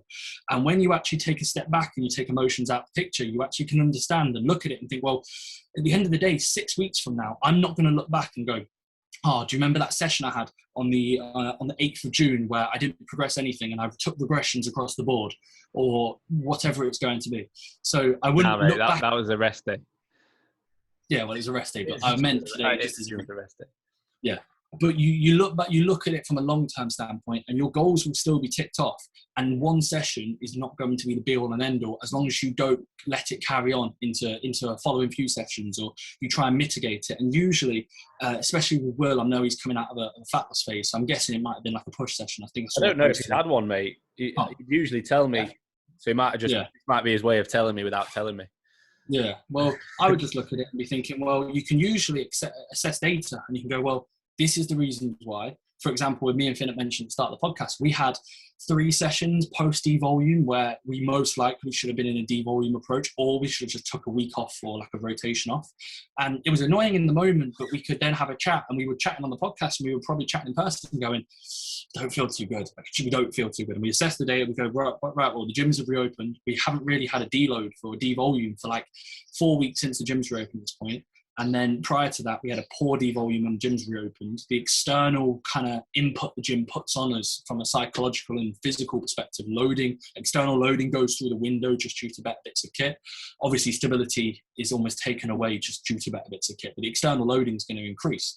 So you almost have to view it and think, well, you can still take data, you can almost understand it, and therefore, if you can take it and be positive from it, bad sessions are never going to be the end of the world, and you're going to have bad sessions. It should be kept to a minimum. I've probably had this year 5 bad sessions, and 3 of them came in 1 week, and that was simply they're not bad. Like, a bad session for us is we just don't feel 100%. A bad session for most people is everything regresses and they just leave the gym halfway through the session. Like, I think it depends on what you're classing as a bad session, because if your bad session is that, diabolical session is first 2 movements aren't good and you go home, that's not a diabolical session. That's just a shit mindset. Yeah, it's a weak mindset. You shouldn't be, leaving the gym when you're in there. But yeah, I think the best thing, like obviously you covered it there, but that's all I was going to say is analyze it. Why has it happened? Because that's you need to learn from it. Yeah, take it as a positive because you'll learn from it in the future. So analyze it. What's the issue? Is it due to fatigue? Is it due to the fact that you've not been nailing something? Has your sleep been all right? Has your nutrition been bang on? What are your stress levels like? How's work going? How's family life? You learn from your sort of losses. So if you have a bad session, you'll learn from that more than if you have a good session. So take the positives from that you'll be able to learn from it, and just analyze what it could be. And if there's generally no reason why it's happening, then it's fatigue, because fatigue's not going to shout and say, right, you're fatigued now. Like if you're pretty much consistent with everything that you're doing, so for example, you're nailing your food, you're nailing your sleep, your hydration's bang on, your stress is low, like generally you are bang on with every variable, and then all of a sudden you have 2 or 3 bad sessions, that you're just a bit fatigued and you need to pull back. Whereas you can't say that if you're missing things here and there. So one thing that actually would be quite good as a bit of a switch on that answer would be make sure that you're nailing the basic variables so that you can dictate what the issue is. Otherwise, it's just like, I'm having a bad session, I don't know why. But you do know why. It's because you're not on it with everything. Obviously, Will is, so it's not the same with that. That's not the issue with Will. Like, he's pretty much bang on with everything. But yeah, for people that aren't bang on with like all the basic variables, if you're wondering why you're having bad sessions, like the data's right there for you. You're not consistent with your food. You're not consistent with your sleep. Like, we'll have it all the time with clients. Like, they'll have a day where they hit like 80 carb on a day that's supposed to be 400, and then they have a training day either that day or the day after, and they're like, mate, this session was shit. What happened? Like, of course it was shit. You literally had no energy going into it. Like, you've not fueled your body with anything to go into that session. Like, what do you expect? Or same with sleep, they'll get 4 hours and they'll wonder why their session was poor, or then drinking a litre of water and it's red hot outside and they wonder why they feel shit. Like, these basic things, if you get them nailed, then that's sort of covering all bases, so that if you do have a bad session, you can know, right, I'm a bit fatigued and I probably need to pull back. He also asked, I'm going for a wee now, but he also asked, he asked a part 2, thoughts on training with a bird. I don't know whether he means a bird as an actual bird, like a pigeon, an eagle, an animal, or a female. So maybe just answer animal. Both aspects. You already do train with an animal, to be fair. Pigeon or animal. Yeah, fantastic. Right, so I think it's a good question. Now, it depends on the female, or pigeon, should we say. So I'd say it depends on the female. If she trains well, and this is usually a subsequent of, me and Finn will have plenty of clients that will ask to train with us, and at the same time, me and Finn would love to. It would be wicked to get some clients on, let's say, jumping in for a session, and no doubt there has been points. I had a client called Sabby who jumped in with us. That's off the top of my head. There's a few others. I have a client called Sam Garner, who I've trained with before, and he's really good to train with. And there's a few select people out that I coach that I'd be like, yeah, I have no issues jumping in with them. And obviously you'd be thinking, well, why am I mentioning this about a bird? But the reason why is because me and Finn, in a sense, and if I'm just talking for myself, I have to be quite selfish with my training. Am I going to get any benefit from training with a select individual than I would do to train on my own? So, for example, if Finn was to go on holiday for 2 weeks, would I be actively looking for a training partner? Maybe on a lower session, if I need a spot or whatever it's going to be, maybe. But I probably prefer to train on my own because I know I'm guaranteed to have a good session. I don't have to babysit somebody and walk someone through. Now, we can apply that to a female and say, if you feel like, let's say you're talking to this girl, whatever it's going to be, is that going to be putting you in the best mental state to train?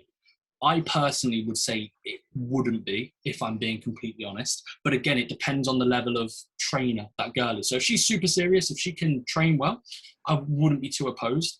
But at the same time, if she can't, and let's say she can't train too well, she's a bit of a beginner, you don't want to be getting yourself psyched up for a hack squat set. And then midway through, like your final warm, you're thinking, right, let me make sure her bracing's okay, or let me make sure she's performing well. You don't need to be babysitting someone through. So I would just take a step back and say, well, you can answer this question on your own. Is she going to help you in your set or session?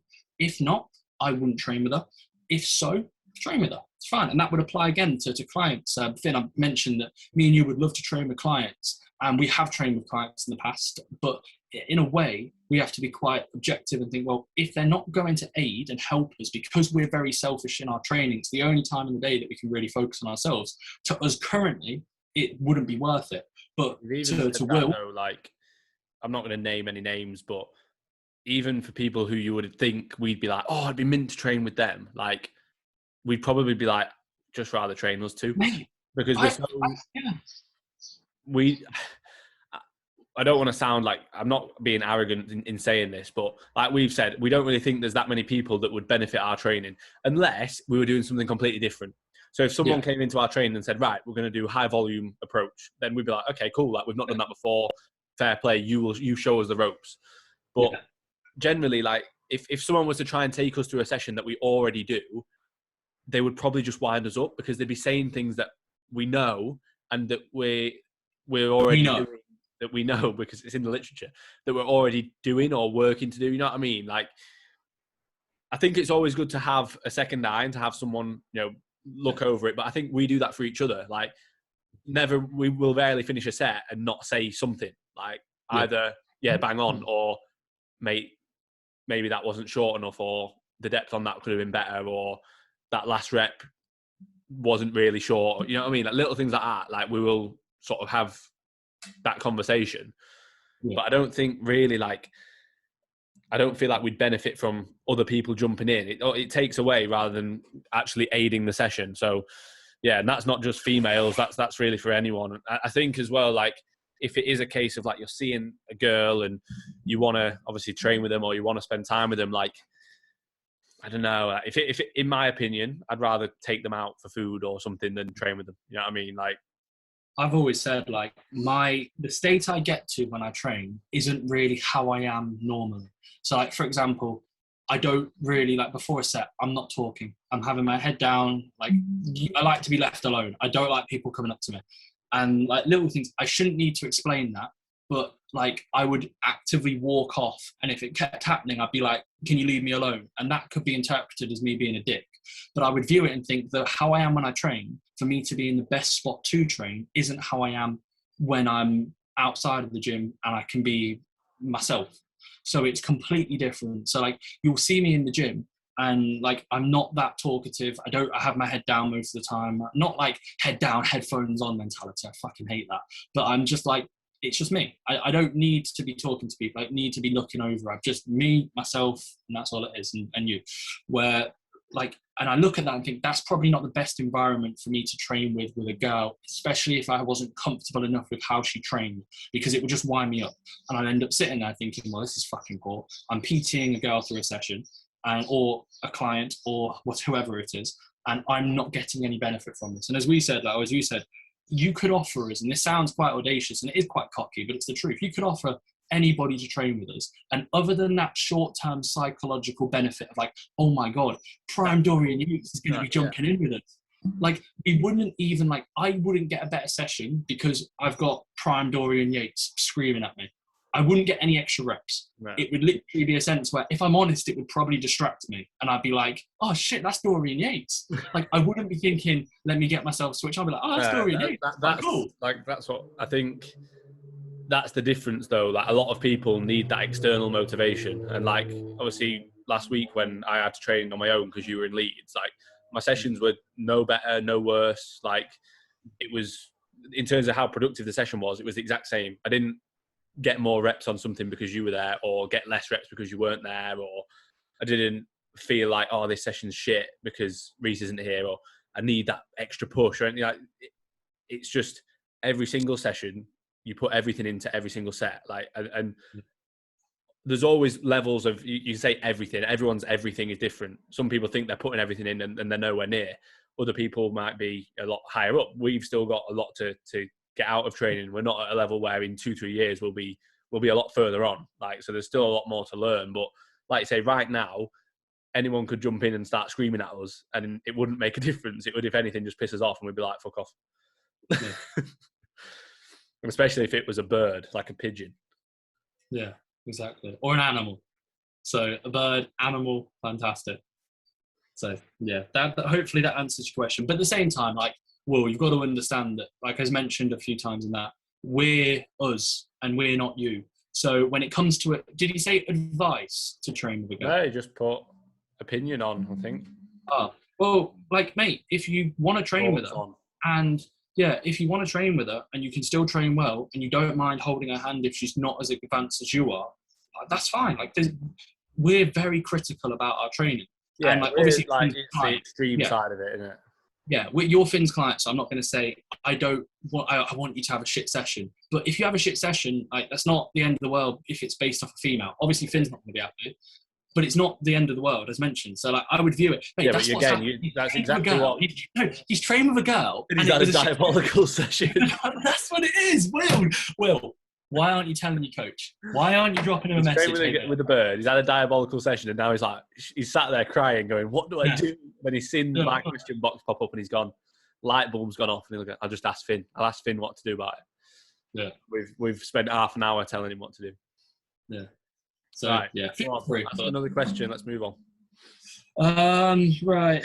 I'm really skimming the bottom of the barrel here. I can ask more. I've got better ones if you want. If you're not going to. I know. I've actually got. It's similar to the one Conran asked. What is / will be your favourite pose to hit on stage? So, mate, I'm so limited. I got a front, side, or back.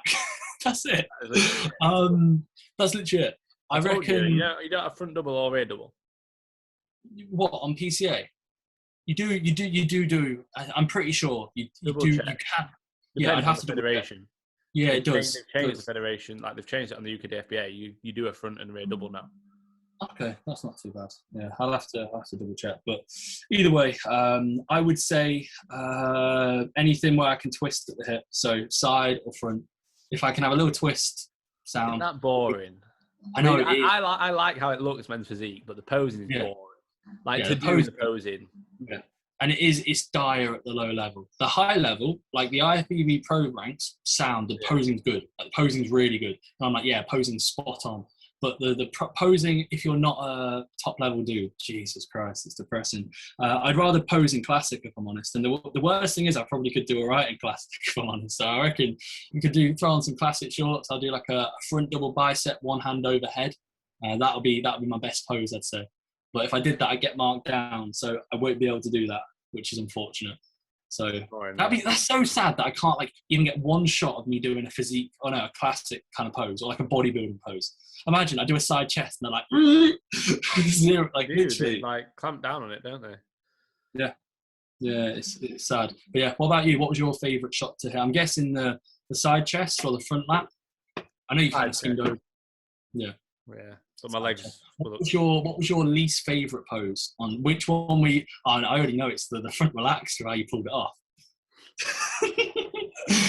For anybody that didn't see the fantastic imitation I just did, imagine you're doing a front relaxed, if you know what a front relaxed is, and then just bring your arms 6 inches lower. That's what Finn did. Yeah. He's crying outside. He's crying.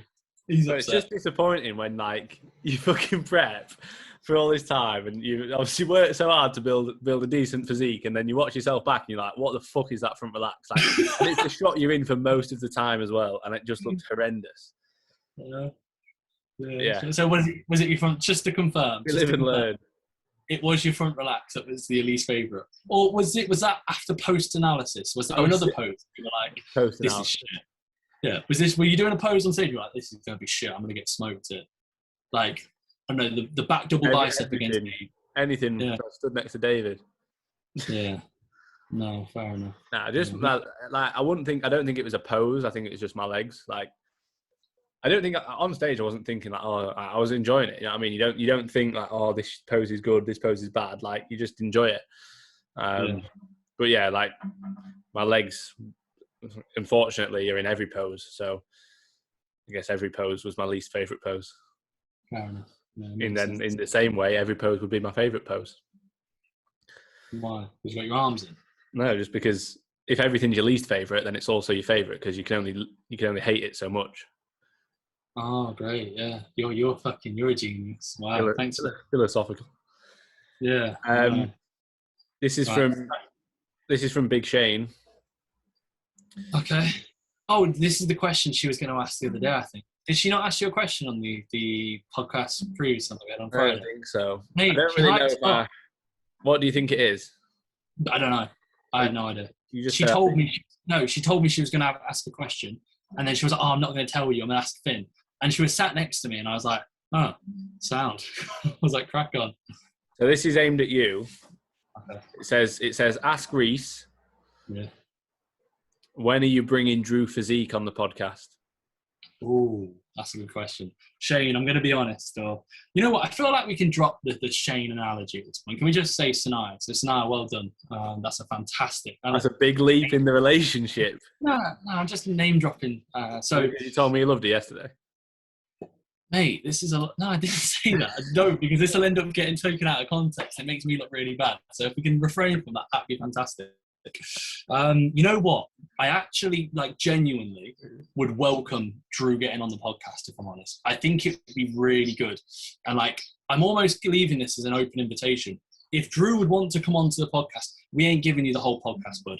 I can't be asked to talk to you for the whole podcast. Neither will Finn. I just want to chat to you for we'll give you 20 minutes, 15 minutes. And that sounds like I'm being cocky. It's not. I would just rather get him on and just have a chat. See how things are. And mate, get him out like a mini cut. Just get him in and out. Mate, get him in and out. If he's class, he can stay for the whole podcast. He can answer questions, and we can just see him and have a chat. You know what? I reckon he'd be sound. I reckon we'd get on well. Of course he would. He'd be sound. Yeah, he'd be sound. He'd be cool. He'd be a cool dude. He'd just be a few things we disagreed upon, which is normal. We're humans. And at the same time, he loves you, so I think you're the best. You're the best individual ever. It'd be so nice to you, and we can just have a chat. And it would actually. I have be no quite issues a good with him. You've got a vendetta against him. I haven't got a vendetta. I find him funny. He just seems to me like he's one of those guys. There's plenty out there. You just find you're like, sound not everyone's going to agree with everything. You know, and mate, you say the exact same, if not worse, at times. So don't be trying to. There's loads of people like that, though. Yeah, there's loads.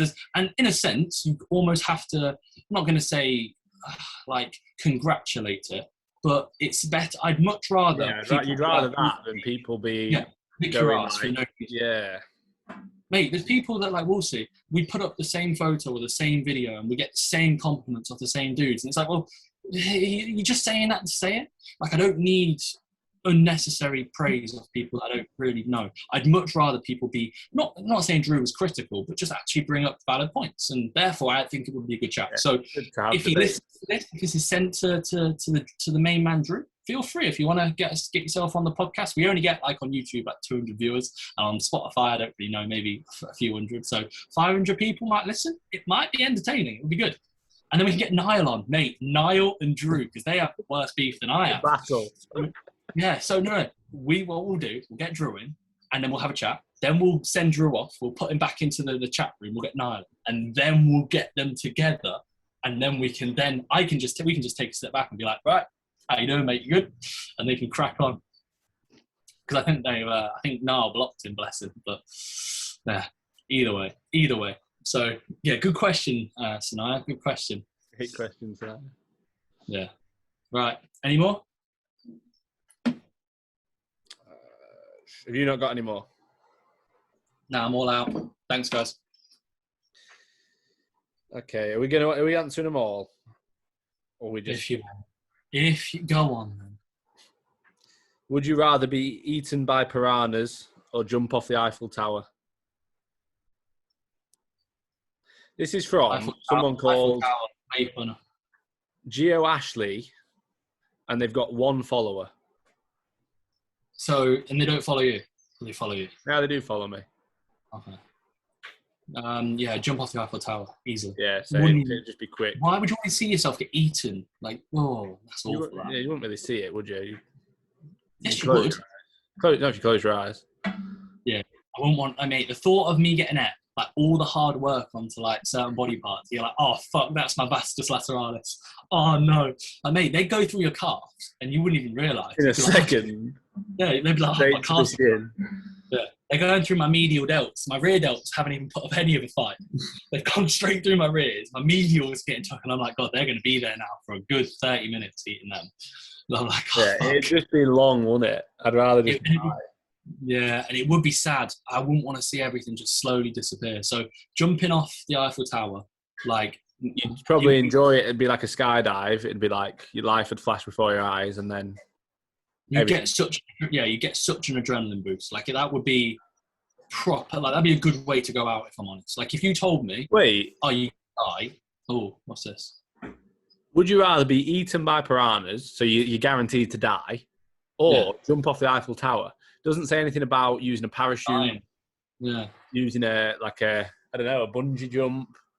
I'm jumping off the Eiffel Tower with a parachute and someone on my back. Yeah. But then especially I guess the Eiffel Tower goes down, like it comes out, so you jump off and you just hit it. You won't be able to jump far enough. Yeah, you bounce. You jump off it and you just fall down it, hitting it all the way down. You'd roll. Oh, that'd be bad, that. Yeah. So I'd jump off it with a paraglider so I could fly away with it. There we go. Yeah, fair enough. Makes sense. Right, carry on. Approach to training a body part with an injury. Complete rest? ? From Sam Gibbs. That's a pretty normal name. Cheers, Sam. Yeah. Congratulations, Sam, for having a normal name. It's actually not a bad question, to be fair. It really depends on the severity of the injury. Because me and Finn aren't professionals, I think the main recommendation would be if it's actually causing you any issues from a training standpoint, go get it looked at by a physio. We recommend AB Sports Therapy. Aaron will absolutely love us for that. On Instagram, so at AB Sports Therapy. If I'm not mistaken, that's their Instagram handle. But in reality, I'd always get a professional to look at it and hopefully give you some level of like rehab exercises or anything that we can always mitigate it. I'd also address exercise selection if needed. But at the same time, like I personally would still train. I can't remember the last time, if ever, I've took time off bar my knee. But I was still doing leg extensions. I just changed a few exercises around. That was the only time I think I've ever taken time off from said movement. So my lower body training was pretty poor. And that was due to it being tendonitis. And if we know tendonitis is going to be overuse of a said joint or a tendon. So therefore, to mitigate it, you just need rest. But if it's a niggle, if it's a knock, I would try and get yourself into a position, let's say post-gym, pre-gym, where you're trying to get blood there, you're trying to be active and therefore try and heal it on your own, as well as getting professional help. And then at the same time, I would still personally try and train, but it, again, depends on the severity. If it's not getting better, if it's causing you an issue week to week, if it's affecting training session performance and you can't change exercises out, again, it would most likely make sense to have rest. But usually, you would know if you need rest. That's what I would say. You'll know if you need rest. If you feel like you can still train, you most likely can. If you still progress, I would personally still train, but that's me and my mindset. One of them, innit? Like we were saying this yesterday in the car, like so many people will just not train because they claim they're injured, but they're not. Like they've got maybe a little niggle that for us is just normal day to day. Yeah, that doesn't feel 100%. Like, so I would say like assess what you class as an injury first. So if you're classing an injury as like, oh, my back's a bit tight, like you're not injured. Like so many times I'll hear people say, mate, I've pulled a muscle. It's like, you haven't. Like you like as if they've like pulled their hamstring, like completely tweaked it, whatever. Like you've literally, it's just probably a very small strain, or you've just sort of overstretched it a little bit and literally it'll be fine tomorrow. So yeah, I would assess what you class as an injury, or like you say, assess the severity of it. But generally, a good sort of rule of thumb to go off would be if it's causing like unnecessary pain. So like, for example, like at the minute, my knee, it's not 100%, but I can do a leg extension, I can do a leg press, a true squat, etc. And it's not causing like excessive pain to the point where I can't perform to the best of my ability. If it's taken away from that performance, then I'd be like, yeah, it's definitely something that you need to look at reducing the volume, look at getting it sorted. But if it's just a minor niggle, like how many times have we had minor things that just go?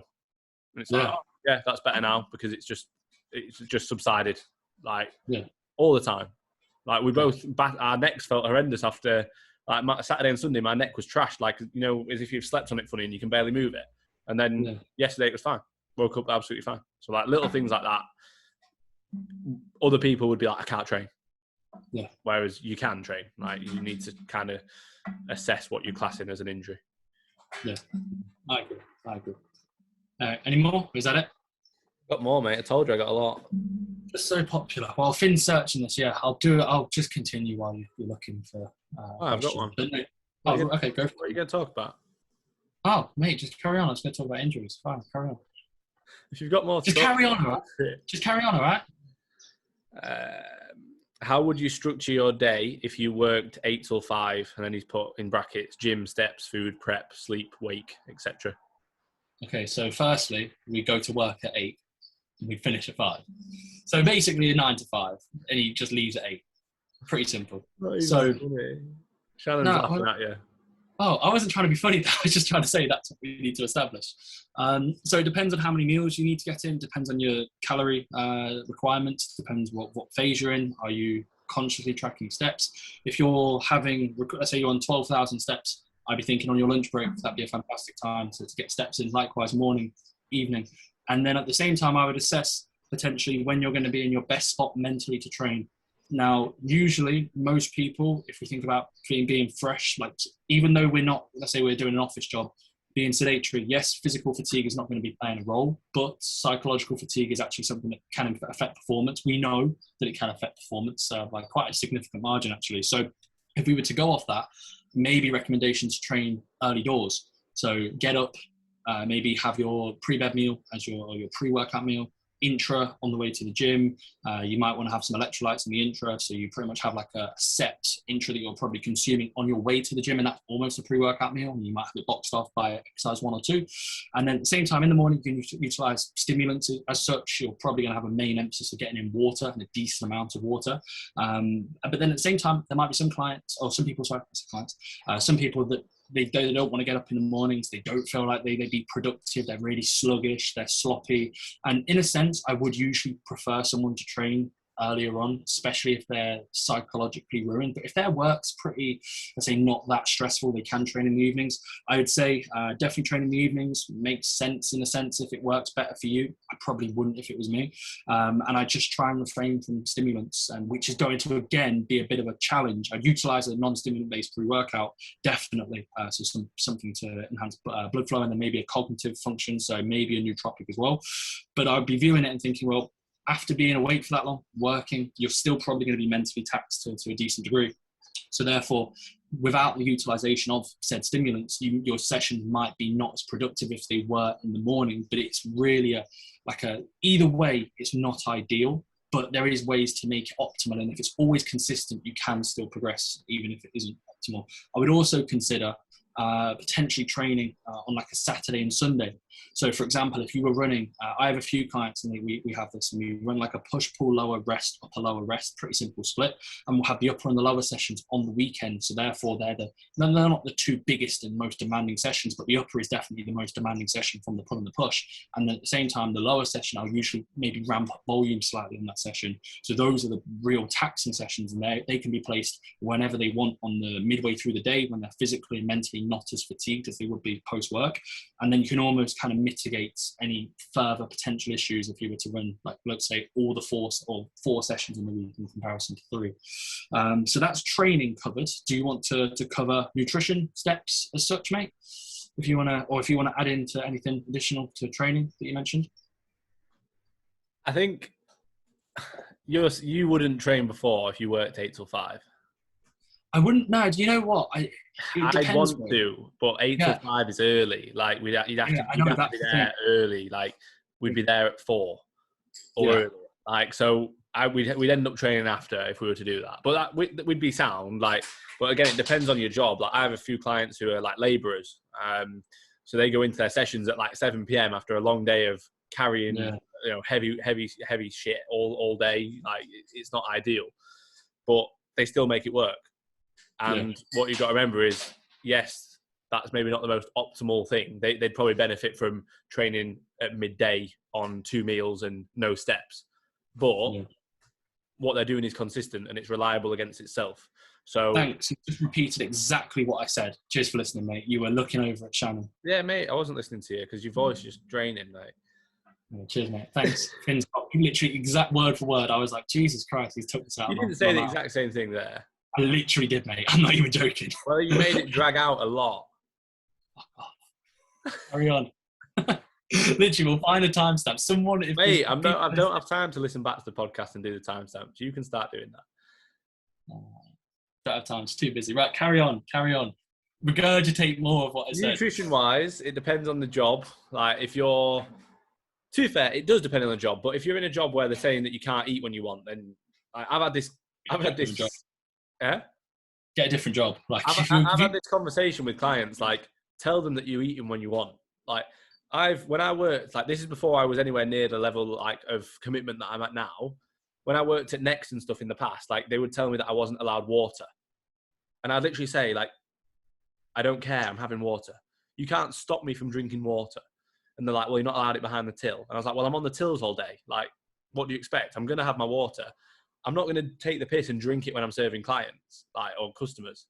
My clients used to come in, you see, when I was at Next. Yeah. So many clients. But, like, I think, first of all, have a bit of a backbone and stand up for yourself, because a lot of places, they'll actually respect that. Like, whenever all of my jobs that I had, I would say to them, you can't not let me have water, if they were to say that. And also, can I please request when I'll have my break so I can base my meals around it? So, like, if you're on, like, let's say an 8-hour shift and you get half an hour break, just make sure it's bang on in the middle. Eat before, eat afterwards. You're spreading your meals out pretty well. And again, if they say no, then look into a different job. Again, like, go to the toilet and eat. Like, now, if we had a job, mate, where we worked, like, let's say 12 hours in a row and you got one break in the middle, we would definitely have 2 extra meals and we'd just go and eat it. Yeah, like, we'd either eat it while we're on shift, or we'd have a smoothie or some way of getting the food in. You wouldn't be like, oh, I can't eat. Like, that's not an option. Like, you just do it. You find a way to do it. Like, so yeah, that's nutrition. In terms of steps, like you said, go on your break. So I was listening. If I worked 8 to 5 and I had to get a certain amount of steps in, I'd get up early enough. I'd go on a walk in the morning. So I'd get some steps in. Like, I'm assuming this is an office job, so you're sedentary throughout the day. I'd get steps in the morning. I'd get steps in on break. To be fair, after that, if you were training, your steps would be fine. On a rest day, you could get another walk in. That'd be an easy way of getting steps in, easier than what we would have to do now, because you have to find times in the day, whereas you'd have times there that are given to you, basically. Sleep and wake time, I would likely aim for like 10. What would you do with your pre-workout meal if you're training?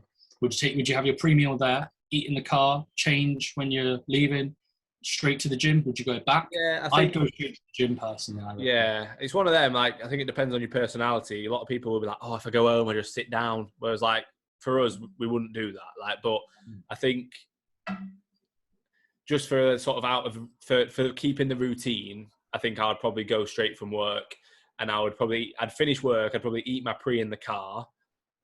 Yeah. Depending on how long the drive was, and then I'd go to the gym and I'd get changed at the gym, have my pre-workout and like get my head on there, and then go into the session. Pre-workout, sorry mate, you're having pre-workout after 2 p.m. You're not sleeping, bro. Would you have a non-sleep? Yeah, non-sleep. I'd have expansion. You want expansion? Fin code what? Fin? I'd have 15? Expansion and cognition. Fin 15. Yeah. If I was training early, I'd have full tilt. It's coming out on the 14th. They're sending me another tub as well. Bless them. Oh, sound. And then what would you be utilizing, let's say, post-workout? Because if we think about it, your heart rate is going to be elevated. Generally, if I train later on, I struggle to get to bed, but I'm definitely more aroused in the evenings in the sense of like physically from the session. And I almost have to, let's say, utilize ashwagandha, potentially a sleep supplement. Support Max Neuro PM would be a good one that I'd probably recommend. Fade out if you're looking to die, that'd be fantastic post session. But I would be saying the second I finish the session, ashwagandha will be going in. I'd then have my post workout meal, and that would be my last meal of the day. I wouldn't want to be eating again. If I'm to, let's say, get to the gym at 6, finish maybe 9:30, I'm having my post workout meal. My routine is literally like, how sad is that? Like for us, because we were trained for that long. We would literally spend Monday to Friday, if we were training, just sleeping at home. There wouldn't be a single second you'd be at home other than that. Like literally. You get like, there is more time than you realise. Like if you wouldn't get up at 7:30, get up and get changed and go. Like you'd get up a bit earlier, give yourself a little bit of time. there is a little bit. You'd have more time. Like 8 till 5. We'd we train at 6 till 9:30, get home. Probably be asleep by say 11, up at 6:30, 7. So yeah, to be fair, but like that's not much different to now. But we work at home. Yeah. Like it's the only difference. Like now it's 10 to 8 on a Tuesday, and like, I've been on my laptop pretty much since 6:30, apart from going to physio. Yeah. So it's no different than if we had an office that we went to and did it. Yeah. No, but on a rest day, you'd go home at 5 and you'd chill, whereas like we're still working because we just want it so bad. Yeah. Just so dedicated. That's what it is. Meanwhile, Shannon sat on the sofa listening, going, "Fucking hell, this is dragging on." Yeah, she's making Shannon's clocked off at 5. She's finished. She's done for the day. She's like, fuck it, I'm done for the day. Back in tomorrow. Big shift going down tomorrow. A few check-ins going down tomorrow. Yeah, that's what Shannon's thinking. Got a second job doing my food, haven't you? Yeah. Bless her. She's good. She's good with my meals. Well done. Congratulations. Like Winner. Sat there like Finn has got a girlfriend who makes his meals. He's done well. She is. She sat there like, bored. Have to get her on the podcast. Yeah. Right. Any more? I have got more, but I'm going to leave it there, mate. Sound. That's all good, to be fair, like, I've only got another 2 or 3. Yeah, it's calm. Do you want to fly through them quickly? Is there any, or are they long ones? We can fly through. You can't answer a question quickly, mate. Nate, come on, we'll go through them quick. We'll get them done in 3 minutes. Come on, challenge. Right, ready, let's go. See any benefit to a more traditional set rep scheme for arms and isolations? Example, 3x10. No. Carry on. Don't treat them. Why would you treat them any differently to any other muscle? Are you treating them like accessories? They'll remain accessories, bro. When cutting, how much are you aiming to lose a week naturally? You wouldn't be able to answer this, to be fair. I'll have to answer this one. When cutting, how much are you aiming to lose a week naturally to prevent muscle loss? Do you want me to take it, mate, as soon as you can? As much that doesn't happen where muscle loss occurs. As much as needed until muscle loss occurs. Fantastic. I'd say don't think of a specific amount. Like, I think we've probably both had diet phases where, like, for the first however many weeks, you can lose like 5 pounds plus or 2.5 kilos plus, let's say, per week or even more. And you're not losing muscle because of that, because your training performance is still really good. You probably you are just losing fullness through glycogen, less food volume in the stomach, so weight's going down. Generally just a little bit of less body fat, probably not even within the first week or so. Like, you're just losing fullness and fluid for the first week or so. But yeah, lose at a rate initially that's, I would say, a bit more aggressive, because you can get away with it. Your recovery capabilities are going to be greater at the start of a diet phase when you've got higher levels of body fat, when you are on more food. The leaner you get, the longer the diet phase becomes, then slow the rate of loss to anywhere, I'd say even as low as sort of like literally 1/4 of a pound a week towards the end of a prep, like really, really slow, gradual loss. Just generally because at that time, you obviously, like I say, your recovery capabilities are going to be a lot lower. So yeah, there's no real exact numbers. Just think, you can get away with more at the start and less towards the end. And muscle will also be dependent on training as well. So if you train like a weapon, not at all. No, not at all. Just depending on the rate of loss. Yeah, rate of loss. If you train like a weapon, you'll lose muscle if you're in a deficit. If you don't train like a weapon, you most likely will not lose much muscle as long as you don't diet like a weapon. So basically, don't be a weapon, and you'll retain muscle. It's a lot easier to maintain. Hey, come on, next question. Next question. That's it. It's a lot easier to maintain muscle than it is to build it. So like, even during the lockdowns when people were training with bands and that, like, you can maintain muscle pretty well. Building it, in that position, with minimal kit or in a fat loss phase is hard, but it's not, you're not really going to be building a lot of muscle during a prep, especially towards the end. But maintaining it is pretty easy, to be fair. And more often than not, a lot of people will think, "Oh, I dieted off so much muscle." You didn't. You just didn't have that much muscle. Yeah. You hear the arm so flat, and in reality, there will be a level of fullness lost. But most people just lose fat, and then they realise, "Oh, I didn't have as much muscle as I thought I had," and then they think, oh, I'm just flatter, and I'm just flat. When in reality, you just don't have enough muscle. Said it to Jamie today. His front double bicep looked the worst it looked. From like his arms, they just looked stringy. And I said to him, I was like, well, it's clear, mate, you just didn't have as much muscle on your arms as you thought you had. Yeah. It's a harsh reality, but sometimes it's needed. Like, it's better than to say to someone, oh, yeah, you are flat, mate. You know, it's going to occur. So, yeah, rate of loss dependent on, it also is dependent on body weight and how heavy you are and how fat you are. I should mention that. But either way, if you train well, if you can still progress lifts, if you aggressive at the start, as Finn mentioned, and then you don't titrate up, you come down, the rate of loss as you get progressively deeper, that was spot on. I doubt you'll lose too much muscle. Sound, mate. Sound. Is that everything? Yes. I need to go and eat. Spot on. I'm going to do the outro. Fair enough. Same. Yes, same. Only on M3, mate, intermittent fasting. I'm only joking. I'm surprised. M4. Is this your final meal? Yeah. Fucking hell, you finish early, mate. Such a big mate, work. I go to bed, mate. I'm in bed at like 9, but you've been fucking chatting my ear off in this podcast. It's late. Oh, yeah, me. Yeah. Right. So, episode 11, guys. Hopefully you've enjoyed. Not too sure if anyone stays for the outros. We need to look at the analytics. But if so, again, appreciate you listening all the way to the end. If there's any questions, Tuesday is the day. Obviously, Friday, we deviated due to me being in Leeds, but it will be every Tuesday, so it won't be a week to the next one. Feel free to ask some questions. Me and Finn put up a story box, so ask them either a Finn Kelly coach or Bruce Fit.